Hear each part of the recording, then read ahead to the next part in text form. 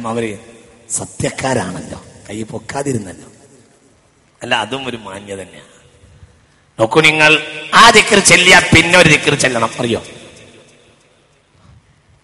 അതിന്റെ മുമ്പ് രാവിലെ എണീറ്റ് അൽഹംദുലില്ലാഹില്ലദീ അഹ്യാന, അത് കഴിഞ്ഞാൽ പിന്നെ ദിക്റുണ്ട്. അതാണ് ദിക്ർ. അല്ലാഹുമ്മ മാ അസ്ബഹ ബി മിൻ നിഅമ ഔ ബി അഹദിൻ മിൻ ഖൽഖിക ഫമിൻക വഹദക ലാ ശരീക ലക ഫലകൽ ഹംദു വലകൽ ശുക്റു. പള്ളിയിലേക്കുള്ള നടത്തത്തിൽ ഹബീബായ നബി ഇത് ചൊല്ലുമായിരുന്നു. വുളൂ ചെയ്ത് പള്ളിയിലേക്ക് നടക്കുമ്പോൾ അത് ചെല്ലുക. ഈ ദിക്ർ പഠിച്ച അന്ന് എനിക്ക് തോന്നിയിട്ടുണ്ട്, റബ്ബേ നാളെ നേരെ വെളുത്തെങ്കിൽ ഇതൊന്ന് ചെല്ലാലോ. കാരണം അത്രയും പ്രൗഢമാണ് അതിന്റെ ആശയം. പിന്നെ എങ്ങനെ അസൂയ ഉണ്ടാവുക? അല്ലാഹുമ്മ മാ അസ്ബഹ ബിഹി മിൻ നിഅമ. അർത്ഥം കേട്ടോ, അർത്ഥം കേട്ടോ. അല്ലാഹുവേ, ഈ പ്രഭാതത്തിൽ നീ എന്നിൽ നിക്ഷേപിച്ച എല്ലാ അനുഗ്രഹങ്ങളും മിൻ ഖൽഖിക, ഈ സൃഷ്ടിജാലങ്ങളിൽ ഏതൊന്നിൽ നീ നിക്ഷേപിച്ച ഏതനുഗ്രഹവും എന്റെ അയൽവാസിക്ക്, എന്റെ ബന്ധുവിന്, എന്റെ മിത്രത്തിന്, എന്റെ ശത്രുവിന്, ആർക്ക് നീ കൊടുത്ത അനുഗ്രഹങ്ങളും ഒന്നും അവരുടേതല്ല. ഫമിൻക വഹദക, എല്ലാം നിന്നിൽ നിന്നാണ്. ലാ ശരീക ലക, ഇതാരും കൊടുത്തതല്ല, നീ മാത്രമാണ്. അതുകൊണ്ട് ഫലക്കൽ ഹംദു, എന്റെ അയൽവാസിക്ക് നീ അനുഗ്രഹം കൊടുത്തതിന്റെ പേരിൽ സർവസ്തുതിയും നിനക്കു തന്നെ. വലക്കൽ ശുക്രു, അതിന്റെ പേരിൽ നന്ദി നിന്നോട് തന്നെ. വല്ലാത്ത വാക്ക. പിന്നെ എങ്ങനെ അസൂയ ഉണ്ടാവുക? അതായത് ഈ പ്രപഞ്ചത്തിൽ ഏത് സൃഷ്ടിക്കും അള്ളാഹു ചെയ്തു കൊടുത്ത അനുഗ്രഹത്തിന്റെ പേരിൽ അതിരാവിലെ എണീറ്റാൽ ഒരാൾ അള്ളാഹുവോട് നന്ദി പറയണം. അവന് കിട്ടിയതിന്റെ പേരിൽ മാത്രമല്ല, ഈ പ്രപഞ്ചത്തിൽ ആർക്കും, അതിൽ ആരെല്ലാം ഉണ്ട്. നിന്റെ സൃഷ്ടിജാലങ്ങളിൽ ഏതൊരാൾക്ക് നീ ചെയ്തു കൊടുത്ത അനുഗ്രഹം. അപ്പോൾ അതിൽ തന്റെ മിത്രം മാത്രമല്ല, ആരുമുണ്ട്, ശത്രുണ്ട്. ഇത് മുസ്ലിമിനെ പറയാൻ കഴിയൂ. കാഫിറിനെ ഞാൻ പറഞ്ഞു തരട്ടെ, കാഫിറിനെ പറഞ്ഞു തരട്ടെ. കാഫിറിൽ പ്രമുഖനായിരുന്നു വലീദ് ലഅനത്തുല്ലാഹി അലൈഹി. അവനങ്ങോട്ട് പറഞ്ഞു ഖുർആൻ, വലാ തുതി കുല്ല ഹല്ലാഫിൻ മഹീൻ ഹമ്മാസിൻ മശാഇൻ ബിനമീം മന്നാഇൽ ലിൽ ഖൈരി മുഅ്തദിൻ അസീം തുല്ലിൻ ബഅദ ദാലിക സനീം. ഇങ്ങോട്ട് നോക്കൂ, വല്ലാത്തായതാ. ولا تطع كل حلاف مهين هماز مشاء بنميم مناع للخير معتد أثيم عتل بعد ذلك زنيم. ولا تطع, നിങ്ങൾ ആരും വഴിപ്പെട്ടു പോകരുത്. കുല്ല ഹല്ലാഫിൻ, എപ്പോഴും സത്യം ചെയ്ത് നടക്കുന്ന ഒരാൾക്ക്. വലീദ് ലഅനത്തുല്ലാഹി അലൈഹി. എന്ത് പറഞ്ഞാലും ലാത്തയെ തന്നെ സത്യം, ഉസ്സയെ തന്നെ സത്യം എന്ന് പറയുന്ന ആളായിരുന്നു. ആര്? കാരണം അവൻ പറയുന്നതിൽ പോലും അവന് വിശ്വാസം അവന് പോലും ഇല്ല. ഞാൻ എന്റെ ജീവിതത്തിൽ സത്യം പറഞ്ഞിട്ട്, സത്യം ചെയ്തിട്ട് ഒരു വാക്ക് പറഞ്ഞിട്ടില്ലെന്ന് പറയുന്നുണ്ട് ഇമാമുന ശാഫിഈ.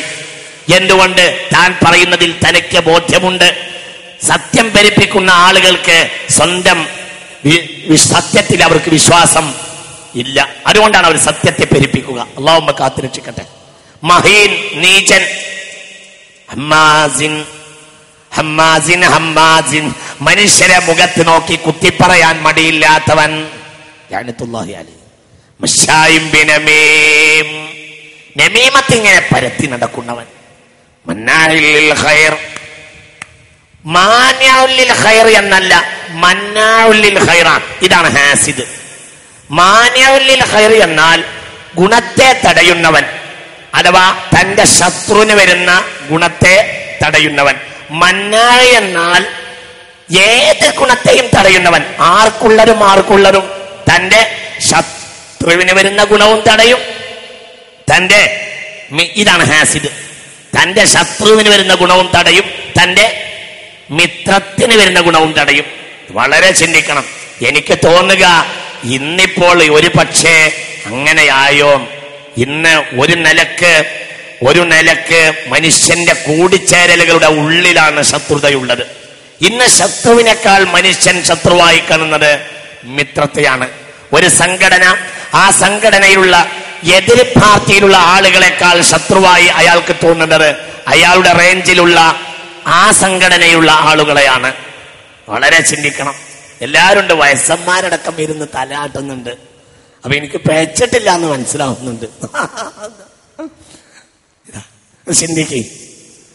അപ്പോൾ മന്നാഇൽ ഖൈർ വലാ തുതിഅ കുല്ല ഹല്ലാഫിൻ മഹീൻ ഹമ്മാസിൻ മശാഇൻ ബിനമീം. മന്നാഇൽ ഖൈരി, ശത്രുവിന് വരുന്ന ഗുണവും മിത്രത്തിന് വരുന്ന ഗുണവും തടയുന്നവൻ. മുഅ്തദിൻ, എല്ലാരോടും ശത്രുത വെച്ച് നടക്കുന്നവൻ. അസീം, കുറ്റവാളി. തുല്യൻ, ഗുണ്ട. പ്രൊഫഷണൽ ഗുണ്ടായ ആൾക്കാണ് തുല്യ എന്ന് പറയാം. ആരെ കയ്യൊന്നും തട്ടിപ്പറിക്കാൻ വേണ്ടിയിട്ട് കയ്യൂക്കും കാട്ടി നടക്കുന്നവൻ തുല്യ, ഗുണ്ട. ഇതെല്ലാമായിരുന്നു മക്കയിൽ ആര്? വലീദ്. ഇതിന് കാരണമുണ്ട്. സനീം പിന്നെ ഉമ്മാക്ക് വേച്ചതാണ്. ഖുർആൻ ഇങ്ങനെ മാത്രമേ ഒരാളെ മാത്രമേ ഇങ്ങനെ ആക്ഷേപിച്ചിട്ടുള്ളൂ. അതുകൊണ്ടാണ് വലാ തുതിഅ കുല്ല ഹല്ലാഫിൻ മഹീൻ ഹമ്മാസിൻ മശാഇൻ ബിനമീം മനാഇൽ ലിൽ ഖൈരി മുഅ്തദിൻ അസീം ഉതുല്ലിൻ. 8 ഗുണം പറഞ്ഞു. 9ാമത്തെ ഗുണം പറഞ്ഞെടുത്ത് ബഅദാലിക എന്ന് പറഞ്ഞു. അതിനെല്ലാം പുറമെ സനീം, അവൻ ജാരസന്താനമാണ്. ബഅദാലിക്കാണ് ഇടയെ കയറ്റിയത്. സനീം അവന്റെ കുറ്റമല്ല, അവന്റെ ഉമ്മാന്റെ കുറ്റമാണ്. മനസ്സിലായോ നിങ്ങൾക്ക്? ബഅദാലിക്, അതിനെല്ലാം പുറമെ സനീം, അവൻ ജാരസന്താനമാണ്. അപ്പോൾ ജാരസന്താനത്തിനോടാണ് ഇത്തരം ആളുകളിൽ ശത്രുത പുലർത്തിയ ആളുകളെ അള്ളാഹു ഉപമിച്ചത്. അള്ളാഹു കാത്തുരക്ഷിക്കട്ടെ. വലാ തുതിഅ കുല്ല ഹല്ലാഫിൻ മഹീൻ ഹമ്മാസിൻ മശാഇൻ ബിനമീം മന്നാഇൽ ലിൽ ഖൈരി മുഅ്തദിൻ അസീം ഉതുല്ലിൻ ബഅദ ദാലിക സനീം. അള്ളാഹു നമ്മളെ കാത്തുരക്ഷിക്കട്ടെ. അതുകൊണ്ട് മനുഷ്യന്മാരെ മനസ്സൊന്നങ്ങോട്ട് വലുതാക്കുക, ഇവിടെ അങ്ങോട്ട് വിശാലാക്കുക. ഇതാ ഞാൻ നിങ്ങൾക്കൊരു ആയത്ത് ഓടിയിട്ട് വിഷയത്തിലേക്ക് കയറി വരാം. ഒരായത്തും കൂടി ഓടി തരട്ടെ. ഞാൻ പറഞ്ഞല്ലോ, ഇസ്ലാമിന്റെ മഹത്വം നെറ്റിയിലുള്ള വിശാലതയല്ല, നെറ്റിയിലുള്ള ഈ അടയാളമൊന്നുമല്ല. പിന്നെന്താ?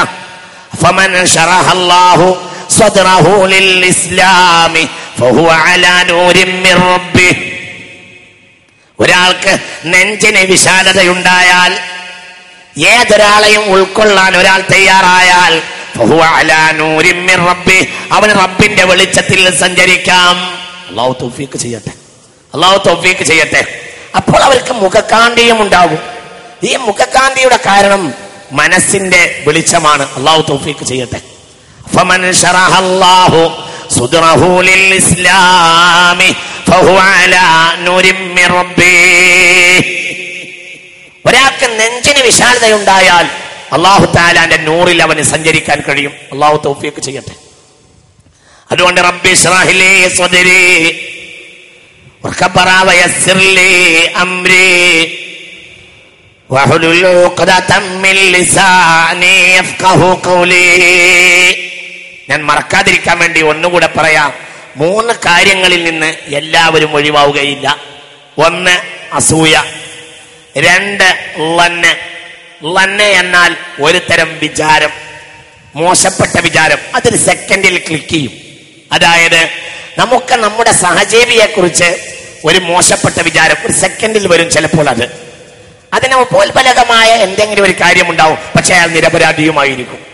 ആൻ എക്സാമ്പിൾ, നമ്മളെ മോളെ ഒരാള് വന്ന് വിവാഹം ചെയ്യാൻ വേണ്ടിയിട്ട് നമ്മളെ മകളെ ഒരു പുതിയാപ്പള, ഒരു ഭാവി വരനാകാൻ ഉദ്ദേശിക്കുന്ന ഒരാൾ വന്നിട്ട് കണ്ടു. അങ്ങനെ ചടങ്ങുണ്ടല്ലോ, മനസ്സിലായില്ലേ?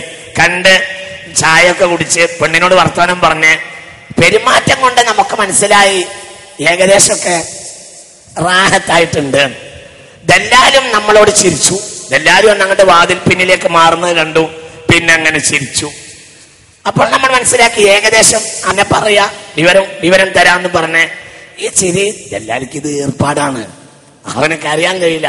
ചിരിയുമ്പോഴാണ് അവന്റെ ഏർപ്പാട് നടന്നു പോകുന്നത്. അങ്ങനെ വാതിൽ പിന്നിലേക്ക് മാറി അവനോട് എന്താ സംസാരിച്ച് നമ്മൾ ചിരിച്ച്. അപ്പൊ നമ്മൾ വിചാരിച്ച് ഏകദേശം ഈ കാര്യം നടക്ക് ചായ കുടിച്ച് അങ്ങനെ അങ്ങോട്ട് പോയി. അവന്റെ ആ പോക്കും റാഹത്തും നമ്മളിങ്ങനെ നോക്കി നിന്ന് റോഡിൽ